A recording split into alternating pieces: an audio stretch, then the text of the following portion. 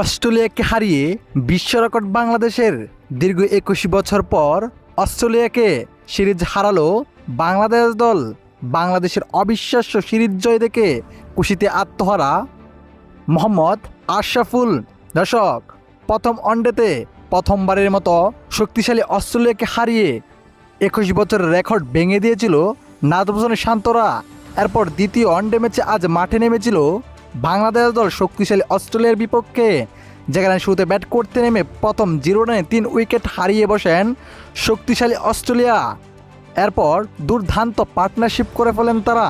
তবে বৃষ্টির কারণে আর ব্যাট করতে পারেন নাই অস্ট্রেলিয়া। এতে ডিএলএস পদ্ধতিতে চলে যায়। অর্থাৎ বাংলাদেশের জিততে হলে 192 রান করতে হবে 41 ওভারে।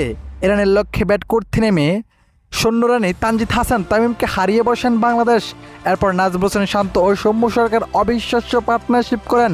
তবে দুজনের পার্টনারশিপ ভাঙলে শেষ পর্যন্ত তৌহিদ হৃদয় অধিনায়ক মেহেদী হাসান মিরাজের ব্যাটিং তাণ্ডবে শক্তিশালী অস্ট্রেলিয়াকে হারিয়ে সিরিজ জিতে যায় বাংলাদেশ। আর বাংলাদেশের এমন জয় খুশিতে আত্মহারা বাংলাদেশের ব্যাটিং কোচ মোহাম্মদ আশরাফুল। তিনি সেলিব্রেশনে মেতে যান।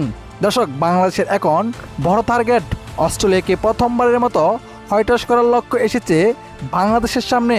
পরের ম্যাচে অস্ট্রেলিয়াকে হারাতে পারলে প্রথমবারের মতো অস্ট্রেলিয়াকে বাংলাদেশের মাটিতে বাংলা অস করতে পারবে বাংলাদেশ। তো প্রিয় দর্শক, বাংলাদেশ কি পারবে প্রথমবারের মতো অস্ট্রেলিয়াকে বাংলা অস করতে? কমেন্ট করে আপনার মতামতটি জানিয়ে দিবেন। ধন্যবাদ।